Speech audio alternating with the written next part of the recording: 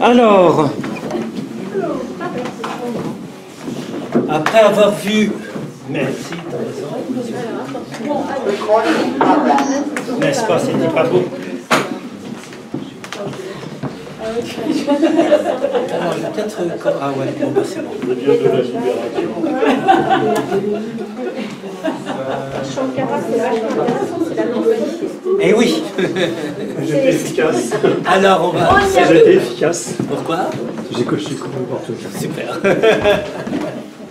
Donc on va reprendre, après avoir vu comment vraiment cette réunification et cette non-dualité dans le bouddhisme, hein, avec essentiellement Chan, Zen et puis Dzogchen, même si ça existe chez d'autres aussi, hein, que je ne vous ai pas présenté dans le Vajrayana, etc.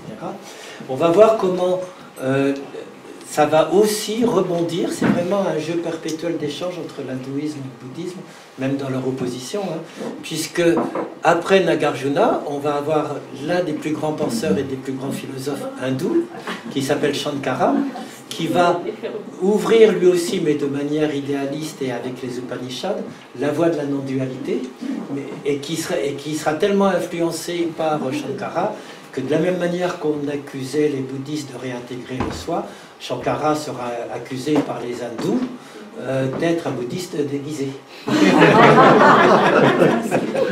Ça, c'est dans les excommunications réciproques.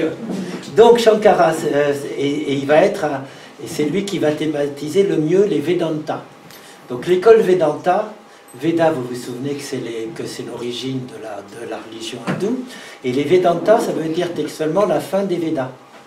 C'est-à-dire ce sont les derniers textes et les dernières interprétations qui vont être faites du message des Védas et de la fameuse identité Atman Brahman, hein, des Upanishads.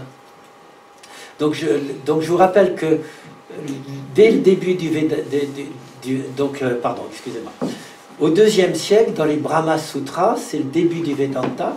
Donc les Védas, c'est bien avant, mais le début des Vedanta, on peut le fixer avec les Brahma Sutras, effectivement, au IIe siècle de notre ère, qui récapitule tous les problèmes métaphysiques qui agitaient les philosophes de l'époque.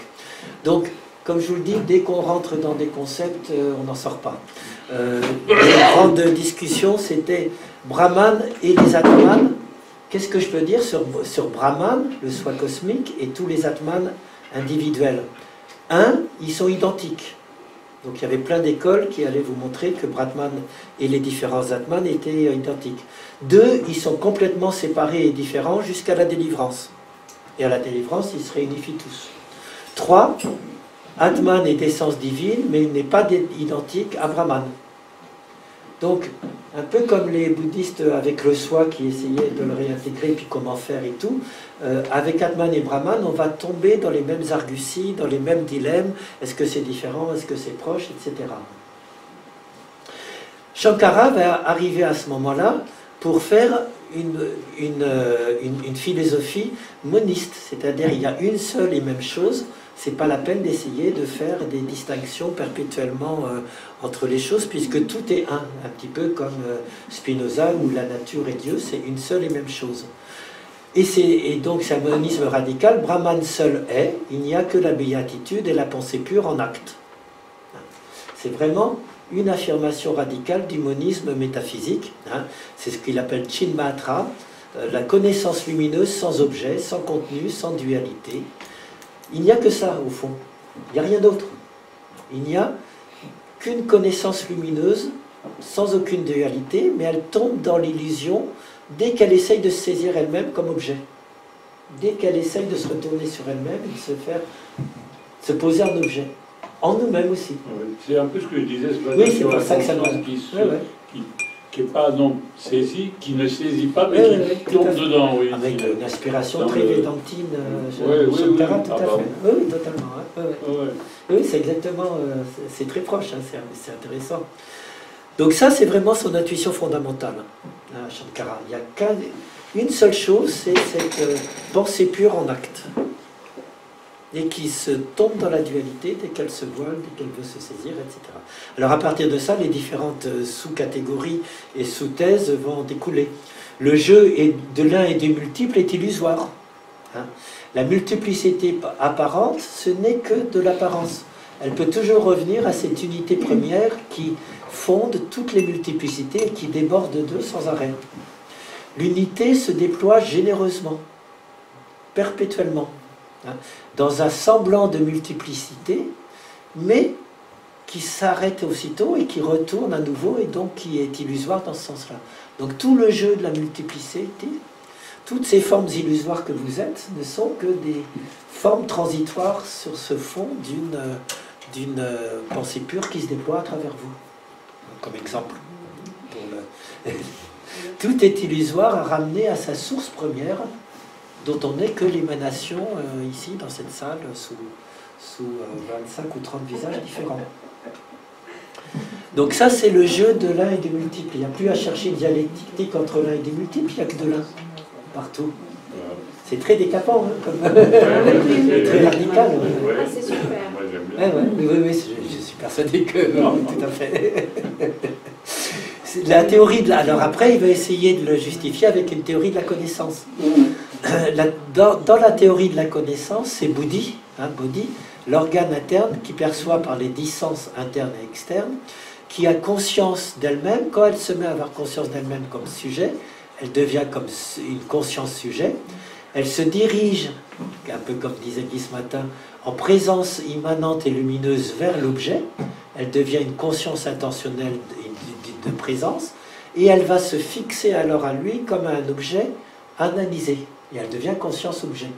Mais à la base, il n'y a qu'une seule conscience pour lui, hein, qui se retourne, se pose comme sujet, se déploie intentionnellement, déploie sa lumière vers l'objet, conscience intentionnelle, présence, et essaye et veut l'analyser, la catégoriser, conscience-objet. Et c'est là qu'intervient, je sens qu'il y a des heureux dans la salle, c'est là qu'intervient Manas, le mental, hein, avec sa pensée élaboratrice et catégorielle, qui est perturbée et agitée par le contact qui se fait à ce moment-là avec les choses, et qui va réorganiser le donné des sens à partir des traces subjectives et conceptuelles qu'elle a gardées en mémoire, les fameux samskaras, qui sont les traces laissées dans l'inconscient, qui sont les sources de nos surimpositions mentales et affectives sur les choses. Donc effectivement, chez Shankara, il y a bien cette distinction que faisait Guy entre une présence pure, une conscience pure, et puis qui fait ce mouvement dans lequel elle va se perdre, entre guillemets, ou se voiler, plus exactement, puisqu'elle se perd jamais. Hein. Oui. Et c'est Manas qui, à ce moment-là, le mental, vient avec toutes ces catégories voiler tout ça. Quelle est la solution? C'est de ramener la Bodhi à se voir simplement comme une émanation de la pensée pure. C'est surtout pas de se perdre dans le monde des objets intentionnels en se disant je vais chercher la vérité, l'atman est vrai, il est faux, il est ceci, il est cela. Dès que je pars dans l'objet, je me perds dans l'illusion. Juste revenir à la source, revenir à cette conscience pure, à cette présence pure. Voilà, ça c'est vraiment le schéma de Shankara, qui est moniste. Hein. Chez Shankara, tout est là, tout est un, il n'y a même pas d'illusion. C'est là qu'il est très proche de Spinoza. Pour Spinoza, Dieu ou la nature, il y a une seule substance qui s'exprime d'une infinité de manières qu'on ne connaît même pas. On n'en connaît que deux, hein, le corps et l'esprit, mais pour lui, il y en a une infinité dont on n'a même pas conscience. Et chez Spinoza, pareil, il n'y a pas d'erreur. L'erreur n'existe pas. L'illusion n'existe même pas. Ce n'est qu'une... Donc là, on est vraiment dans ce qu'on appelle un monisme, hein, qui se déploie comme ça. Donc c'est très beau, c'est très poétique. Hein, en même temps. Tu peux définir monisme? Monisme, ça veut dire un seul principe. Monos, c'est un. Dualisme, c'est duo, deux. Donc le monisme, c'est je ne pose qu'un seul principe. Et tout est intégré dans ce principe. Alors, c'est un petit peu... oui, mais les mythes, c'est la monadologie. C'est-à-dire, c'est différent parce qu'il n'y a que des monades individuelles qui sont toutes reliées dans un plan divin, etc. Donc il y a un monisme il y a un monisme chez les mythes, mais qui intègre une multiplicité et un pluralisme de monades individuelles. Pourquoi? Parce qu'il est dans le christianisme et que c'est des âmes individuelles. Et donc, c'est pas un monisme à ce point-là. D'accord, c'est pas. Ça rentre dans le monisme. Leibniz, c'est chez les philosophes occidentaux et chrétiens, celui qui est dans un monisme. Mais le plus pur, c'est Spinoza dans les monismes. Il faudrait expliquer un peu mieux l'histoire qu'il n'y a même pas d'illusion. Parce que pour moi, l'illusion, c'est vraiment nous qui la créons de toute manière. Donc c'est notre mauvaise interprétation de nous-mêmes, c'est ça l'illusion. Oui, mais donc elle n'existe pas. Bah, elle n'existe pas. C'est juste ce jeu de la pensée pure qui, en essayant, qui en voulant se saisir, projette après la lumière sur les autres objets. Et puis là, si on part à vouloir connaître les objets comme des objets, on tombe dans l'illusion. Mais ça n'existe pas puisque ce ne sont que des émanations. L'illusion par définition n'existe pas. Oui. L'illusion, ça n'existe pas. Oui, mais on s'y croit. On s'y croit. Ouais, Oui, ça marche. d'accord, ok, alors on est d'accord. Oui, on est d'accord. On la voit quand même, on l'aperçoit. On perçoit un mirage, on perçoit un mirage. Oui. On ne s'aperçoit pas que c'est une illusion. À partir du moment où on s'aperçoit Oui, mais c'est pas tant que ça. Elle disparaît. Oui. on est d'accord. Vas-y, tu voulais dire? Mais moi, je réfléchissais là, après le repas, je disais, mais dans le fond, qui peut dire que c'est une illusion, sauf que, de mon point de vue, je ne vois que d'à partir d'un petit point qui est un petit point, et je ne verrai jamais globalement la réalité. Ce que je vois, de mon petit point ridicule, est une réalité. Mais je ne serai jamais foutu de comprendre ou d'avoir une vision globale. Mais mon petit point, mon petit point de vue, celui qui voit, il a une réalité. Il est là, il existe. Ce petit point de vue relatif, individué, il existe de manière relative. Bien sûr, de manière relative. Mais si tu remontes à la source... Mais est-ce qu'un jour, je pourrais voir... Enfin oui, c'est ça. Pour Shankara, il s'agit de remonter... Pour eux, il s'agit de remonter à la source. Mais les petits moments d'éveil que chacun peut avoir par moment, on est à la source à ce moment-là. Il y a juste une saisie globale, holistique, intuitive. Tu peux pas penser et là, il n'y a que plus tu mon vas petit pas y arriver. Tu ne peux pas penser Moi, que je tu me vas demande pas y voir. Ouais, pardon. Qui peut dire que c'est la source du coup? Mais personne. Ouais. Personne, bien sûr. Bon, je vais vous laisser avec tous ces paradoxes qui sont On a plus de questions. Voilà. Mais c'est bien, c'est très bien. C'est dans le zen qu'on trouve, c'est dans le zen coréen qu'on trouve à petite question, petit éveil, à grande question, grand éveil. Qui c'est qui disait ça? C'est le zen coréen. C'est un adage du zen coréen, à petite question, petit éveil, à grande question, grand éveil. Non, à petit doute, petit éveil, à grand doute, grand éveil. Voilà. Bon, je reviens dans Shankara qui est très intéressant parce qu'il faut que j'avance. L'organe, Shankara, la distinction entre l'observateur et l'observateur. C'est plein de choses dessus, c'est superbe. Théorie de la connaissance, je vous l'ai dite. Pour revenir à cette présence non-duelle, pour faire le lien, comment on y revient, cette présence non-duelle, chez Shankara, il y a 4 étapes pour revenir à cette présence non-duelle. Premièrement, bien entendu, revenir à l'enseignement. L'écoute attentive et méditative de la parole des Védas. Deuxièmement, et puis des Upanishads, bien entendu. Deuxièmement, appliquer leur message dans la vie concrète. Chercher à réaliser le message Tatvamasi, tu es cela, à chaque instant dans ma vie concrète. Troisièmement, s'appuyer sur des mantras dans les moyens habiles. Tatvamasi, tu es cela. C'est donc la première thèse de non-dualité des Upanishads qu'on peut répéter comme un mantra pour vraiment se mettre dans cet état de non-dualité. Quatrièmement, faire des méditations et des concentrations pour s'absorber en Brahma, en débouchant sur une résorption intuitive dans la non-dualité originale. Et cinquièmement, grâce à la bhakti, toujours, à cette fameuse dévotion avec un Dieu avec lequel on va fusionner. Donc il y a vraiment 5 moyens, 5 outils. Ce n'est pas l'octuple voie du Bouddha, mais c'est une voie. Donc ça ne se fait pas juste comme ça, je décide que tout est un. C'est une voie complexe qu'il a essayé de synthétiser en reprenant la voie du yoga, comme vous le voyez, la voie des Védas, etc. Mais c'est très influencé par Nagarjuna, tout ce que je vous ai dit. Effectivement. Le cinquième, c'est quoi? Fusionner avec Fusionner avec son Dieu, c'est-à-dire qu'il préconise vraiment de se choisir la divinité Shiva ou Vishnu ou un autre dieu de l'hindouisme, et de l'adorer, de ne plus penser qu'à lui au point de devenir lui, donc de fusionner avec lui. Oui, quelque part, oui. Voilà, donc c'est une voie plus complexe qu'il n'y paraît. J'ai dit concentration et absorption en Brahma. Voilà, je vous donne quelques citations de Shankara. Le but pour Shankara, c'est d'obtenir l'affranchissement de l'esclavage qui n'est dû qu'à l'ignorance, et de demeurer en tant qu'être, conscience, béatitude. Les moyens, c'est les Védas, la raison, les paroles du gourou, l'expérience intérieure qu'il te faut employer à cette fin. La vision moniste de la non-dualité par Shankara.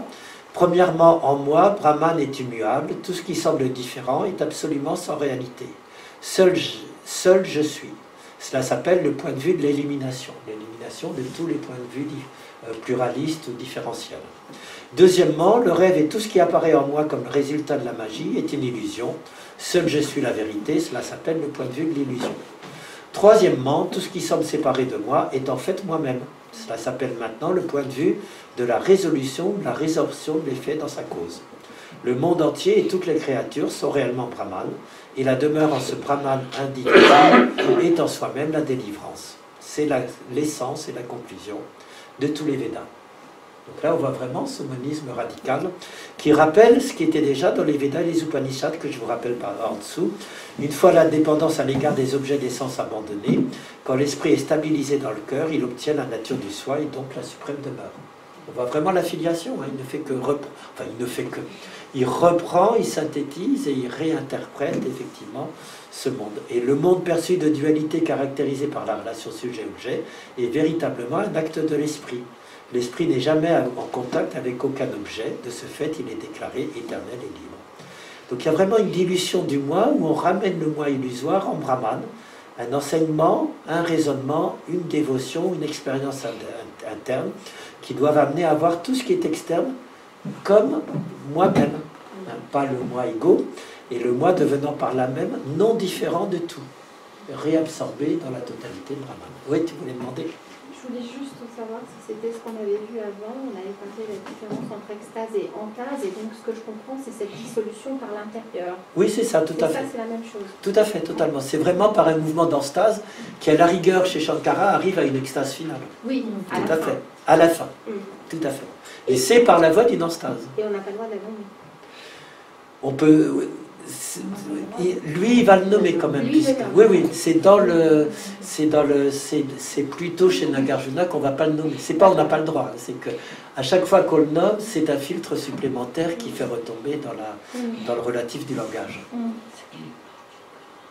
Alors voilà pour Shankara. Je vais passer très brièvement parce que je voudrais faire dans les 10-15 dernières minutes l'héritage du Vedanta et de la Bhagavad Gita pour arriver jusqu'à nos jours avec l'hindouisme.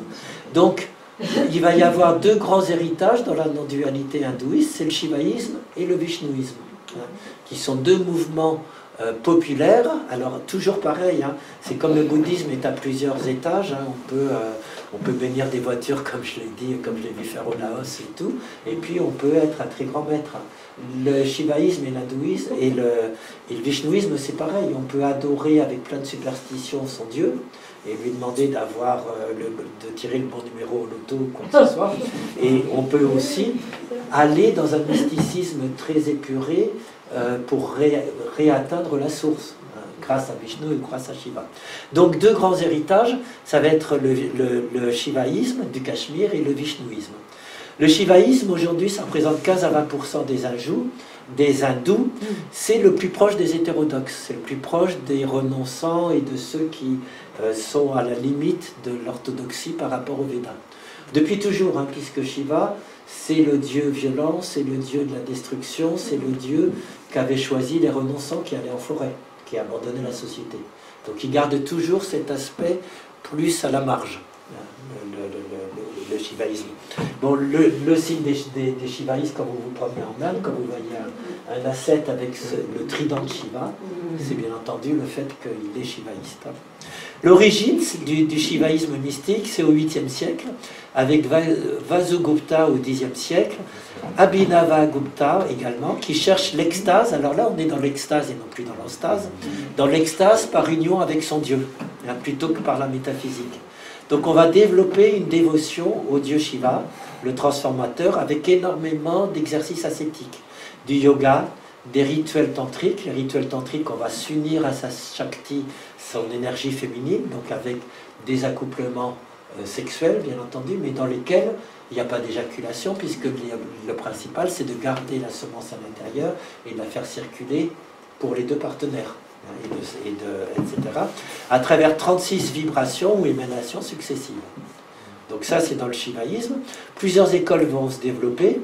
Les ascètes errants Kapalika, qu'on retrouve à la Kumbh Mela, la très grande fête indienne qui se fête tous les 7 ans, je crois, à peu près. Ce sont les plus extrêmes. Hein.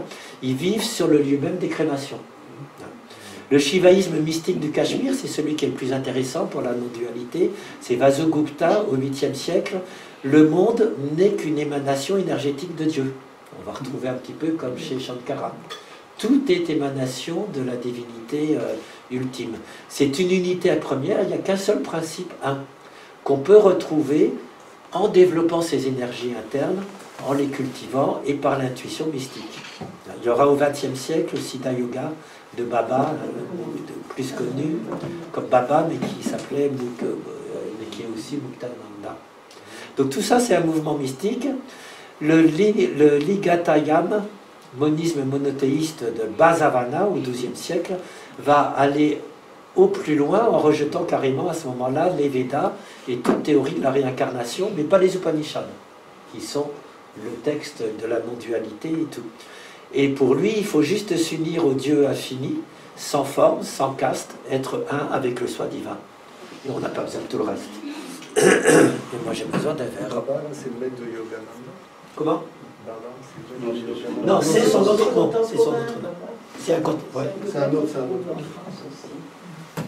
Alors voilà sur l'un des mouvements qui est le mouvement shivaïste. Les textes des mystiques du Cachemire sont très très beaux. C'est vraiment très lyrique, hein, puisque c'est la dévotion et l'extase avec son Dieu. Donc c'est des lyrismes sur l'amour de Dieu, sur la dévotion, etc., qui sont très très très beaux à lire. Le deuxième, c'est le vishnouisme, qui est beaucoup plus, qui là est dans l'orthodoxie, puisque Vishnu, c'est le Dieu qui construit, qui préserve l'ordre et tout. C'est 80% des hindous aujourd'hui. L'essentiel des hindous est vishnouiste. Ils vont développer la dévotion bhakti envers Vishnu, qui est vu comme le Dieu suprême, qu'on adore à travers tous ses avataras. Alors ce qui est intéressant dans le vishnouisme, c'est que Vishnu s'incarne, comme entre autres par Krishna, le Dieu du dernier âge. Donc il y a des incarnations de Vishnu tout au long des âges. Ce qui fait que quand le christianisme dit que c'est le seul qui a une incarnation fils de Dieu, en fait, un historien des religions peut très bien dire que dans l'hindouisme, il y a aussi des incarnations de Dieu dans une forme physique. Dans le vishnouisme, en tout cas, où Krishna est une incarnation, comme Jésus est une incarnation de Dieu. Voilà, donc c'est ça qui est intéressant philosophiquement et religieusement aussi. Ce vishnouisme va continuer le Vedanta à travers 4 écoles. Toujours en précisant le statut du monde comme illusoire chez Shankara. Donc dès qu'on pose une thèse, vous allez avoir 4 écoles ou 10 écoles qui suivent pour dire c'est pas tout à fait ceci, ou c'est pas tout à fait cela, ou c'est autrement.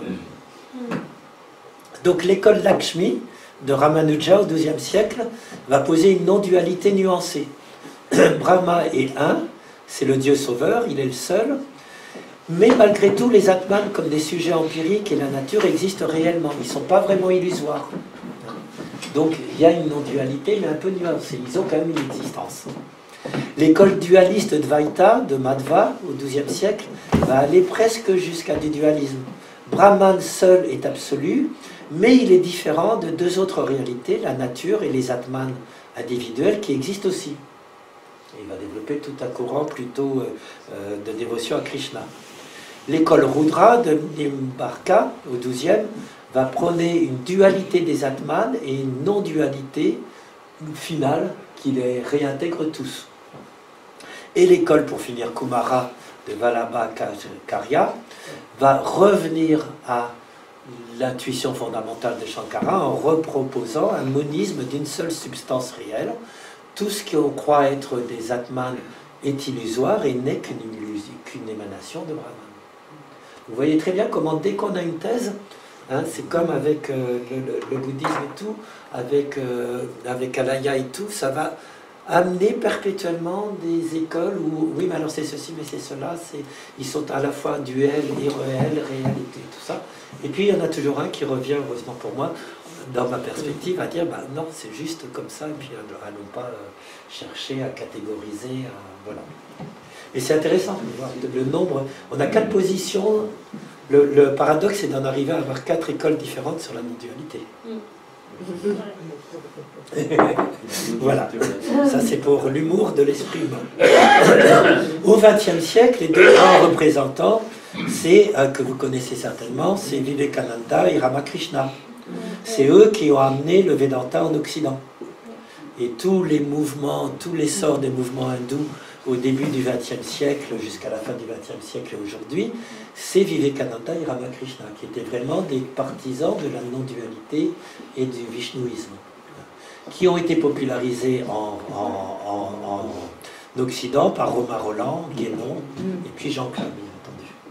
Voilà, ça c'est pour vous montrer la filiation jusqu'où on arrive. Et puis la fameuse école Bhakti Vedanta au XXe siècle qui a fait les fameux Hare Hare Krishna, hein, en se disant on est dans l'âge le pire, l'âge du fer, donc de toute façon c'est même plus la peine d'expliquer aux gens ce qu'on est en train d'essayer de faire ici. Ils sont plus possible de faire qu'une chose, c'est de faire Hare Krishna, mais ça va les sauver. Donc si vous êtes désespéré après cette conférence, il y a toujours cette porte de secours. Voilà. C'est dangereux quand même. Oui, bien sûr. C'était une blague. Les successeurs modernes. Oui, vas-y. Ça peut rien avoir. C'est pas grave. Mais je pensais au nord de l'Inde, il y a les. J'ai pas leur nom, là. En fait, ils coupent pas leurs cheveux. Ils ont des gros. Ils ont des. Oui. Ça, c'est les sadhus. Oui, Les sadhus. C'est pas les sadhus, ils sont pas forcément vishnouistes Ou shivaïstes. ou shivaïstes. Et ils ont ce qu'on appelle des gurus, quoi. C'est des guides de lumière. Et ils ont des cheveux très très très longs. Et t'es sûr qu'ils ne sont pas shivaïstes? Parce que pour moi, ils étaient shivaïstes. Je me pose la question. Mais moi, je ferai l'hypothèse parce que je crois voir ce que tu... Ils sont très ascétiques et tout, non? C'est ça. Normalement, c'est des... je pense, à moins que ce soit les résurgences des fameux mouvements de renonçants radicaux, effectivement. Je ne sais pas. Mais on les voit à la Kumbh Mela, effectivement, et c'est même eux qu'on met au premier rang pour les célébrer. Mais je ne peux pas te répondre, je ne sais pas. Il y en a beaucoup sur les chantiers qui bossent, qui bossent comme des esclaves D'accord. dans la région parisienne. Ouais, alors, ah bon? Ça, je ne savais pas du tout, je ne sais pas. Hein? Les sadhus, Comment ça, c'est des sadhus, des renonçants. Donc là, je ne peux pas te dire. Alors, les successeurs modernes, j'arrive rapidement. Les deux sages et philosophes Vedanta au XIXe siècle également et au XXe. Hein, Ramakrishna, qui est mort en 1886, c'était un mystique du Bengale, dévot de Kali. Il insiste sur la voie de la dévotion et sur l'Advaita Vedanta. Vedanta, c'est la fin du Veda. Advaita, ça veut dire non-dualité. Toutes les religions, pour lui, donc, ils fondent un hindouisme et une non-dualité universelle. Toutes les religions, dont le christianisme et les soufis, recherchent le même but, la spiritualité étant transversale et au-dessus des rites.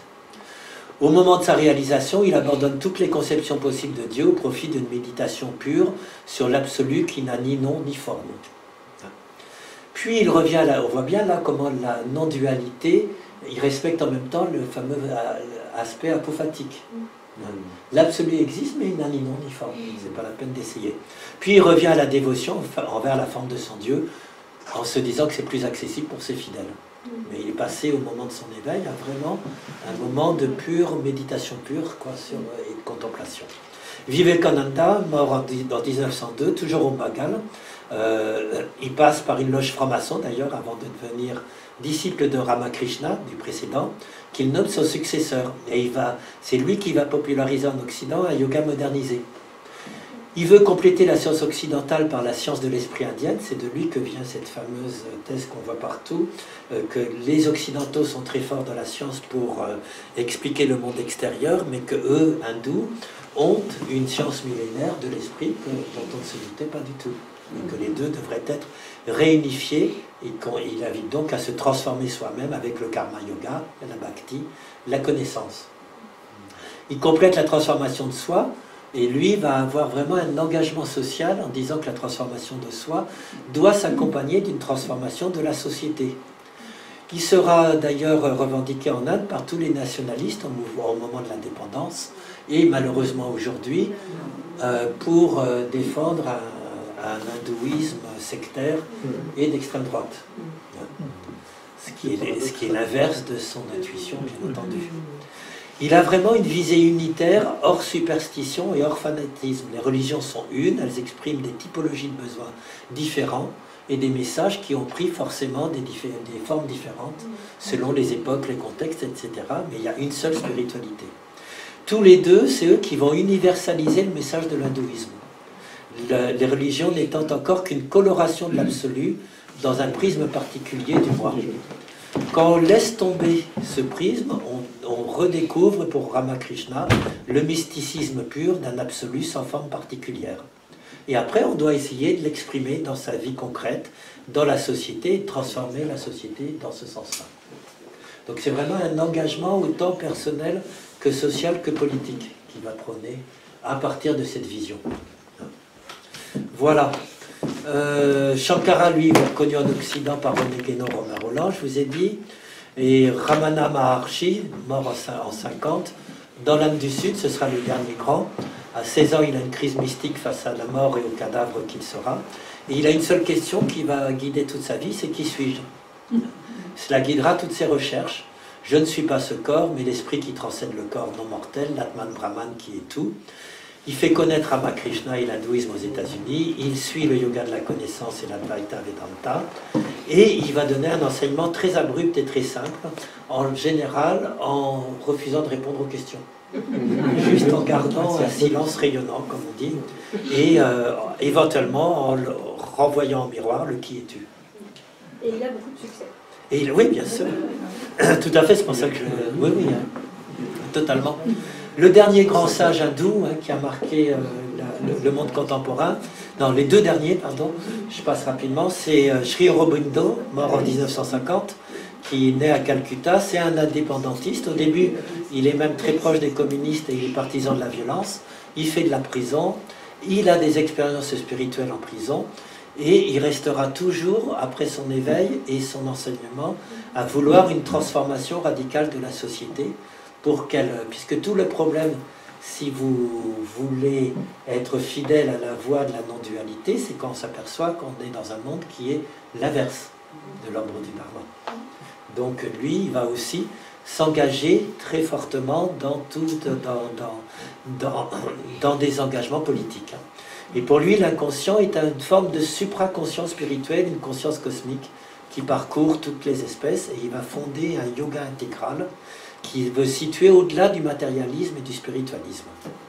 Le but du yoga est de pénétrer dans la présence et dans la conscience divine, d'être possédé par elle. Le divin seul est notre but. Donc là aussi, c'est vraiment les grands mystiques hindous qui sont venus en Occident. Le dernier, qui est mon penseur préféré chez les hindous, c'est Krishnamurti, bien entendu, pour ceux qui connaissent, mort en 1986, fils de Brahman, élevé par des Anglais pour être le futur messie de la société de théosophie, qui connaît l'éveil à 22 ans au cours d'une sévère migraine. La première chose, quand on le nomme le Messie et qu'on lui donne les rênes de la société théosophique, il est au moins fidèle avec lui-même, il dissout la société en disant qu'il n'y a pas de Messie et que la société ne sert à rien, puisque c'est à chacun de travailler à se libérer sans besoin de maître ni d'autorité extérieure, et il se fâchera avec tous ceux qui se définissent son disciple, dont sa plus grande disciple malheureusement, qui était pourtant très éveillé. Mais pour lui, si on se disait son disciple, c'est qu'on était encore prisonnier quoi, de son ego. Et qui était cette femme? Comment? Je pourrais te le dire, parce que j'ai des textes d'elle qui sont très beaux, hein, tout à fait. Il prône l'éveil par l'expérience directe de la réalité à chaque instant, en se libérant du connu, c'est le titre d'un de ses livres. Hein. Et la vérité se dévoile radicalement, simplement, par un simple acte de présence à soi. Il n'y a même pas besoin, alors il fait de la méditation, il fait du yoga, mais il n'y a même pas besoin, il dit. Soyez simplement, c'est se déconditionner en provoquant une mutation, une révolution de la conscience. Le fameux retournement de la conscience dont parlait Guy ce matin, qui est le retournement de la conscience du Lankavatara Sutra. Alors ça me fait penser que pour la petite histoire, je me suis amusé, ça m'est venu en écoutant Guy ce matin, ce n'est qu'une petite illustration du retournement de la conscience. Donc, comment on pourrait illustrer le retournement de la conscience? Voilà comment moi je me suis amusé à l'illustrer. Vous avez un homme, et puis vous avez les 5 consciences, hein, la conscience visuelle, auditive, olfactive, le nez, la conscience tactile dans tout le corps.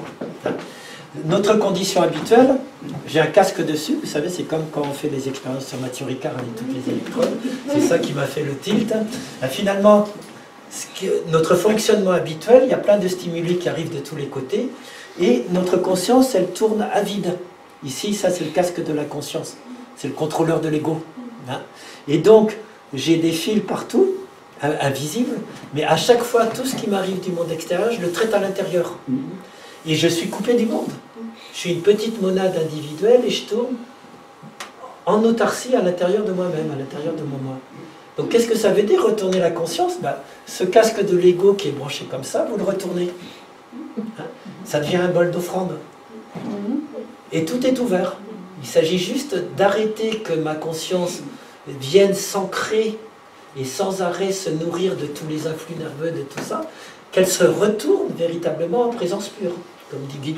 Et là, il y a une présence au monde, la vision se fait sans que j'ai besoin de tout contrôler, l'audition se fait.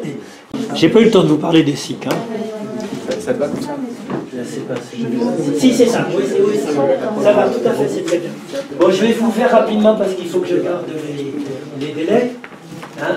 Je finis simplement sur cette fameuse expérience de non-dualité hein, qui est à la base de tous les mysticismes et tout. Et je vais le faire malheureusement rapidement. Qu'est-ce que l'éveil et l'expérience de non-dualité? Si j'essaye en conclusion de voir à travers l'hindouisme et le bouddhisme, il faut que je le retrouve là parce que je ne le vois pas sur mon petit... C'est normal? Ah ben oui, tu vois pas puisque c'est projeté sur le... d'accord, pas de souci. Sur le double écran. Alors, je cherche où est-ce que c'était.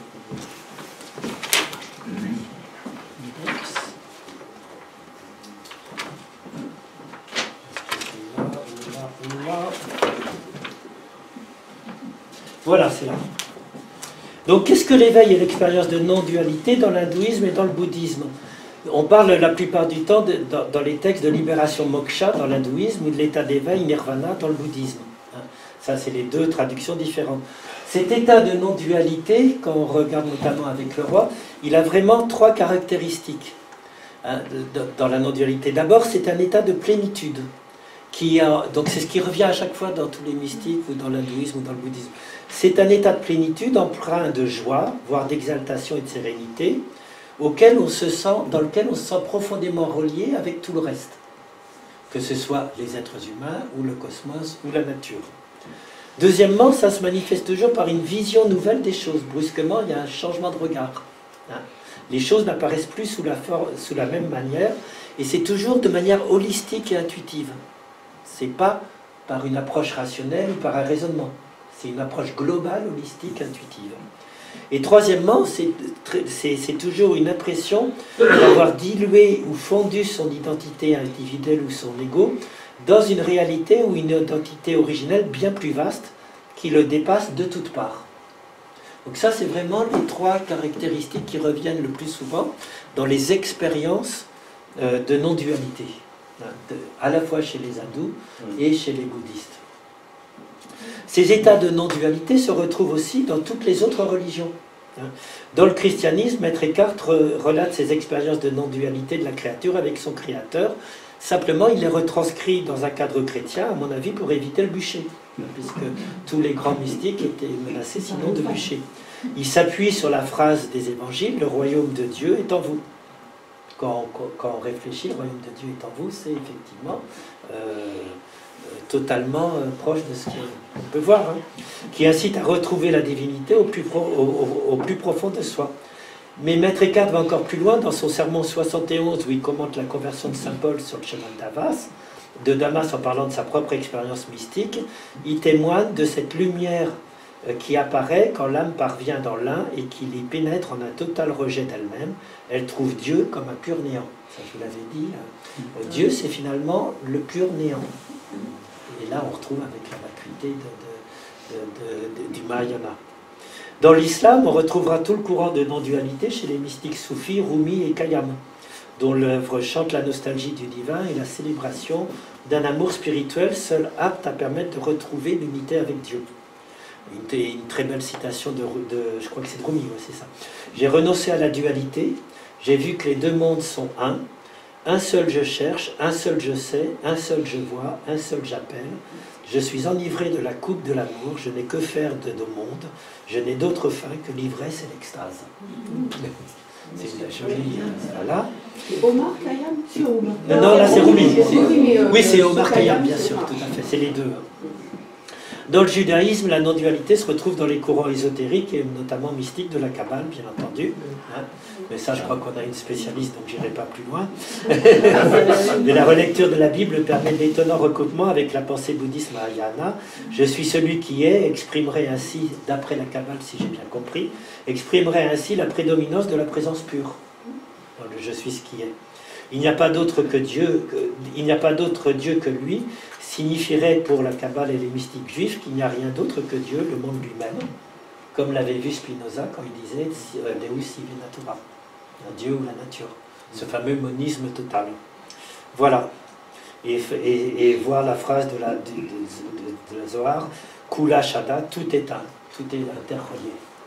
Donc on retrouve dans toutes les religions cette tendance mystique et non duelle. Mais il y a une roue aussi. Comment? Il y a une roue aussi, les 22 lettres qui représentent, de l'alphabet qui représentent... Ah oui, je sais qu'il y a toute une interprétation avec l'alphabet. On peut toutes les relier, et une forme de roue avec... qui reprend la totalité. Incroyable qui sort. D'accord, merci. Alors, non seulement ça se retrouve dans toute la religion, mais je voulais finir par ça.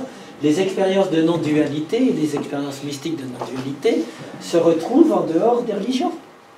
C'est pas réservé aux religions. C'est ce que Hulin, H-U-L-I-N, qui était le disciple de Bugeaud que j'ai eu aussi, lui il a travaillé sur ce qu'il appelle les mystiques sauvages. C'est-à-dire le fait que des gens peuvent avoir des éveils en dehors de tout cadre, en dehors de toute recherche spirituelle ou en dehors de toute religion. Et donc il y a plein de témoignages contemporains sur l'éveil qui relatent l'expérience de personnes inconnues, souvent sans religion, qui vont témoigner des expériences d'éveil soudain de non-dualité. Alors à plusieurs stades, soit c'est un éveil partiel où on conserve une trace de séparation du moi qui connaît et qui comprend la non-dualité. Alors en fait c'est très facile à reconnaître dans les citations des gens qui se prétendent éveillés. C'est-à-dire que ceux qui ont eu un éveil qui n'est que partiel, ils ne peuvent pas s'empêcher malgré tout, le je est prédominant. J'ai soudain vu la lumière, j'ai compris que j'ai. Alors que ceux qui ont vraiment un éveil total, il n'y a plus de je. Cela est, etc. Il y a ceci, il y a cela, mais il n'y a pas le je suis, etc. Donc ça c'est amusant, c'est un petit filtre intéressant pour voir si c'est un éveil partiel ou un éveil total dans les expériences. Selon Hulin, ce sont des expériences de mystiques sauvages en fait. Il ne faut pas les déconsidérer, ils ont tout autant de validité que les autres mystiques, et elles se déploient toujours à travers 3 temps. Là, je ne vous en parle pas, mais ces 3 temps que je vais vous présenter, même oui, je vais les présenter, mais même un philosophe athée actuel qui vit toujours, qui est Comte Sponville, je ne sais pas si vous connaissez, il a eu une expérience de mysticisme qui vous raconte très bien. Et son expérience mystique, il suivait un maître hindou, lui, mais d'un seul coup, ça lui est arrivé comme ça. Et ça reprend les 3 temps. Donc, quels sont ces 3 temps qu'il y a dans ces fameuses expériences de mysticisme sauvage? C'est une impression soudaine et joyeuse de transfiguration extatique du monde qui se montre, un effacement de la frontière entre ce monde et moi, soit l'univers est absorbé à l'intérieur de soi, soit le moi se dilue dans le grand tout cosmique. Et une impression, en 3e, une impression fréquente de coïncidence et de réconciliation des opposés, en dehors de tout langage, puisque les langages opposent toujours. Si c'est un retour au sentiment océanique ou à l'état fœtal d'avant le traumatisme de la naissance, c'est avec une surconscience, une présence pleine au monde, la source d'une connaissance intuitive globale de l'essence des choses. Il n'y a rien de plus proche d'un mystique que, mais c'est Dostoïevski qui le disait déjà, qu'un fou ou un enfant, effectivement, comme tu disais. Mais, sauf, comme répondait Bugot, qu'à la différence près, que chez le mystique ou chez la personne éveillée, elle vit cette expérience avec la conscience en plus. Mais sinon, il n'y a pas de différence entre un fou et un... D'où leur proximité étrange. Alors en dernier, je cite simplement ceux qui ont voulu exprimer philosophiquement cette non-dualité. Alors ce sont les adeptes d'une philosophie éternelle, pérenniste. On en a parlé hier, ceux qui pensent qu'il y a eu soit une révélation, soit qui se transmet à travers des grands sages, soit une philosophie éternelle qu'on retrouve à chaque fois. C'est les 2 grands courants. Huxley, que vous connaissez peut-être, qui, bien entendu, qui parle d'une philosophie éternelle, c'est lui qui l'a le plus développé au XXe, sans dualité, qu'on retrouve à toute l'époque à la base de la mystique et de la spiritualité chrétienne et orientale. Philosophie éternelle, l'expression a été trouvée par Leibniz le premier, mais la chose, cette métaphysique qui reconnaît qu'il y a une réalité qui est la substance des choses matérielles de la vie et de l'esprit, cette psychologie qui voit dans l'âme quelque chose de semblable ou d'identique à la réalité divine, cette éthique qui place les buts de l'homme dans la connaissance d'un fondement transcendant et immanent tout à la fois, les rudiments de la philosophie éternelle peuvent être trouvés dans les savoirs même des peuples primitifs de toutes les régions du monde, et sous la forme la plus développée, elle a sa place dans les grandes religions. Donc ça a été tout un courant de philosophia perennis, éternelle, qu'on peut retrouver aussi à partir d'Huxley. Arnaud Desjardins, que vous connaissez certainement, a tenté aussi cette synthèse de relier le soufisme, le zen, l'hindouisme, le christianisme. Donc pour la personne qui avait demandé sur le lien des grands maîtres, Arnaud Desjardins, bien entendu, mais tu dois le connaître déjà. Et à leur tour, chez les chrétiens, il y avait Montchanin et le Père Le Sceau, qui ont fondé un monastère en Inde, qui sont devenus eux-mêmes, tout en restant chrétiens, et qui sont super intéressants sur la non-dualité qu'ils faisaient de manière syncrétiste. Voilà. Avec ça, je crois qu'on va arrêter les bouts. Et je vous remercie. J'espère que ça n'a pas été trop lourd et trop dense. Si vous avez des dernières questions quand même. Ouais. Donc c'est juste ce que j'essaye, c'est d'ouvrir des pistes, des portes. C'est pour ça, voilà, c'est pour ça que je vous passerai le lien et puis les diapos. Si vous vous engagez à pas les communiquer et à en faire un usage que pour vous, ça vous permettra de continuer vos propres recherches si vous voulez.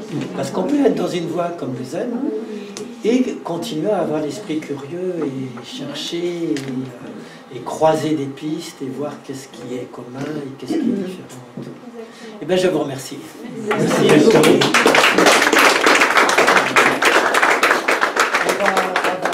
On va avoir une dizaine de minutes, un quart d'heure, et puis vous allez passer à l'atelier, c'est vous qui allez passer à la casserole. Avec votre dessin et des crayons.